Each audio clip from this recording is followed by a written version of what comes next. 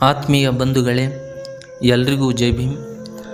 ನಾನು ನಿಮ್ಮ ಪಂಡಿತ್ ಮಧುಗುಣಿಕಿ. ಈ ದಿನ ನಾಡಿನ ಯುವಚಿಂತಕರು ಆಗಿರುವ ಮಾರ್ಗದರ್ಶಕರು ಮಲ್ಕುಂಡಿ ಮಾದೇವ ಸ್ವಾಮಿಯವರು ಬರೆದ ಅಂಬೇಡ್ಕರ್ ಕಣ್ಣೀರಿಟ್ಟ ಕ್ಷಣಗಳು ಎಂಬ ಪುಸ್ತಕದಲ್ಲಿನ ಬಾಬಾ ಸಾಹೇಬರ ಬದುಕಿನ ಒಂದು ಸನ್ನಿವೇಶವನ್ನು ಓದ್ತಾ ಇದ್ದೇನೆ. ಈ ಪುಸ್ತಕದಲ್ಲಿ ಈ ಸನ್ನಿವೇಶದ ಶೀರ್ಷಿಕೆ ಹೀಗಿದೆ: ನೀನಿಲ್ಲದೆ ಬೇರೊಬ್ಬಳು ನನ್ನ ಬದುಕಿನಲ್ಲಿ ಬಂದಿದ್ದರೆ, ನೀನಲ್ಲದೆ ಬೇರೊಬ್ಬಳು ನನ್ನ ಬದುಕಿನಲ್ಲಿ ಬಂದಿದ್ದರೆ. ಲಂಡನ್ನಲ್ಲಿರುವಾಗ ಬಾಬಾ ಸಾಹೇಬರು 30/12/1930 ಬರೆದ ಪತ್ರದ ಸಾರ ಇದು. ದುಂಡು ಮೇಜಿನ ಸಭೆಯಲ್ಲಿ ಅವರು ಶೋಷಿತರ ಪರ ಮಾಡಿದ ಭಾಷಣ ಲಂಡನ್ನಿನ ಎಲ್ಲ ಸುದ್ದಿ ಪತ್ರಿಕೆಗಳಲ್ಲಿ ಪ್ರಕಟಗೊಂಡಿತು. ಈ ಸಂತಸವನ್ನು ತಮ್ಮ ಪತ್ನಿಯೊಟ್ಟಿಗೆ ಹಂಚಿಕೊಳ್ಳಲು ಬಾಬಾ ಸಾಹೇಬರು 30ನೇ ಡಿಸೆಂಬರ್ 1930 ರಮಾಬಾಯಿಗೆ ಬರೆದ ಪತ್ರ: ರಮಾ, ನಾನು ಆಗಾಗ ಕಣ್ತುಂಬಿಕೊಂಡು ಗಾಢ ಮೌನದಲ್ಲಿ ಲೀನವಾಗುತ್ತೇನೆ. ನಿನ್ನ ಯಾತನೆಗಳು ನನ್ನನ್ನು ಕಾಡಲಾರಂಭಿಸಿ ಹೃದಯ ಛಿದ್ರವಾಗುವಷ್ಟು ದುಃಖ ನನ್ನೊಳಗೆ ತುಂಬಿಬಿಡುತ್ತದೆ.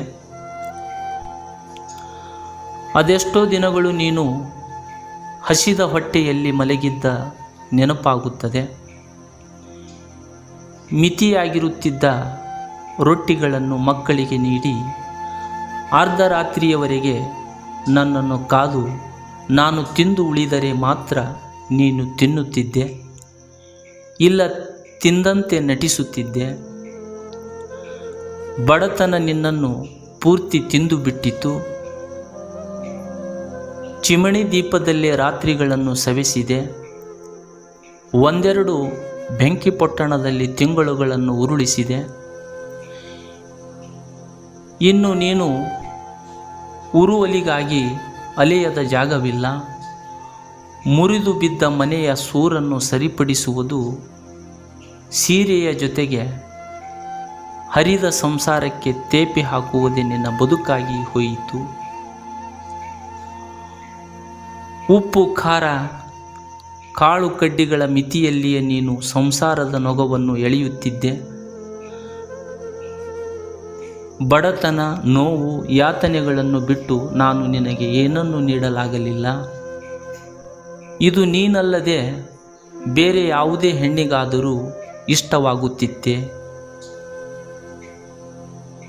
ಶ್ರೀಮಂತಿಕೆಯನ್ನು ಬಯಸುವವಳು ನನ್ನನ್ನು ಕೈ ಹಿಡಿದಿದ್ದರೆ ಆಕೆ ನನ್ನನ್ನು ಎಂದೋ ಬಿಟ್ಟು ಹೋಗುತ್ತಿದ್ದಳು. ಹೀಗಾಗಿದ್ದರೆ ನಾನು ವಿಚಲಿತನಾಗಿ ಬಿಡುತ್ತಿದ್ದೆ. ಆಗ ನನ್ನ ಕನಸೇ ನುಚ್ಚು ನೂರಾಗುತ್ತಿತ್ತು. ಹಾಗಾಗಿ ನನ್ನ ಸಾಧನೆಯ ಮೂಲ ಪ್ರೇರಣೆ ನೀನೇ. ರಮಾ, ನೀನು ನನ್ನ ಬದುಕಿನಲ್ಲಿ ಬಾರದಿದ್ದರೆ ನಾನು ಶೂನ್ಯನಾಗಿ ಬಿಡುತ್ತಿದ್ದೆ. ನಾನು ದುಃಖಿತನಾದಾಗ ನಿನ್ನ ಹರಿದ ಸೀರೆಯ ಅಂಚು ನನ್ನ ಕಣ್ಣೀರೊರೆಸುತ್ತಿತ್ತು. ಇಂದಿಗೂ ಆ ಹರಕು ಸೀರೆ ನನ್ನನ್ನು ಕಾಡುತ್ತಿದೆ. ಇಂತಹ ಘೋರ ಸ್ಥಿತಿಯಲ್ಲೂ ನನ್ನನ್ನು ನಾನು ಜ್ಞಾನದ ಅಗ್ನಿ ಕುಂಡವಾಗಿಸಿಕೊಂಡಿದ್ದೇನೆ. ಶೋಷಿತರ ಯಾತನೆಗಳನ್ನು ಕಂಡು ಜ್ವಾಲೆಯಾಗಿ ಉರಿಯುತ್ತೇನೆ. ಉರಿಯುವುದೆಂದರೆ ಅದು ಜ್ಞಾನದ ಉರಿವು. ಈ ಜ್ಞಾನದಿಂದಲೇ ನಮ್ಮ ವೈರಿಗಳು ಭಯಪಡಬೇಕು. ಇದಕ್ಕಾಗಿಯೇ ನಾನು ಅನ್ನ, ನೀರು, ಮೋಜು ಮಸ್ತಿಗಳನ್ನು ಬಿಟ್ಟು ತ್ಯಾಗ ಮಾಡಿಕೊಂಡು ಆ ಜ್ಞಾನದ ಅಗ್ನಿಕುಂಡಲದಲ್ಲಿ ನನ್ನನ್ನೇ ನಾನು ತಳ್ಳಿಕೊಂಡು ತಲ್ಲೀನನಾಗಿದ್ದೇನೆ. ಈ ಪತ್ರವನ್ನು ಓದಿ ಮುಗಿಸುವಷ್ಟರಲ್ಲಿ ಕಣ್ತುಂಬಿ ಅಕ್ಷರಗಳು ಮಂಜಾಗಿ ಹೋಗಿದ್ದವು. ಇದು ನಮ್ಮದೇ ಮನೆಯ ಬಡತನ ಎಂದೆನಿಸಿತು. ತಮ್ಮ ತಾಯಿ ರೂಪದಲ್ಲಿ ರಮಾಬಾಯಿ ಕಂಡರು. ಆದರೆ ಬಾಬಾ ಸಾಹೇಬರಂತೆ ಜ್ಞಾನದ ಸಾಗರದಲ್ಲಿ ನಮ್ಮನ್ನು ನಾವು ತಳ್ಳಿಕೊಳ್ಳಲು ಇಂದಿಗೂ ಸಾಧ್ಯವಾಗುತ್ತಿಲ್ಲ. ಹಾಗೆ ನಮ್ಮಲ್ಲಿ ನಾವು ಜ್ಞಾನ ಸಾಗರದಲ್ಲಿ ಮಿಂದೇಳದ ಹೊರತು ನಮ್ಮ ವೈರಿಗಳು ನಮ್ಮನ್ನು ಕಂಡರೆ ಅಂಜುವುದಿಲ್ಲ.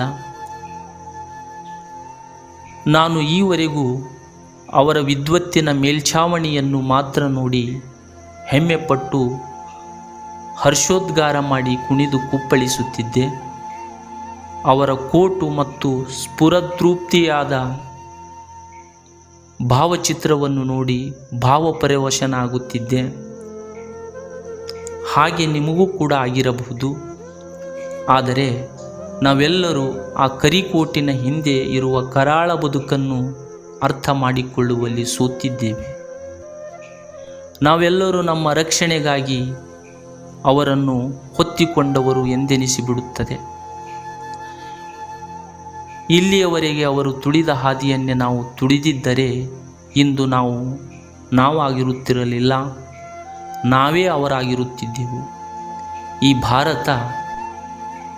ಭಾರತವಾಗುತ್ತಿರಲಿಲ್ಲ, ಪ್ರಬುದ್ಧ ಭಾರತವಾಗುತ್ತಿತ್ತು. ಧನ್ಯವಾದಗಳು. ಜೈ ಭೀಮ್.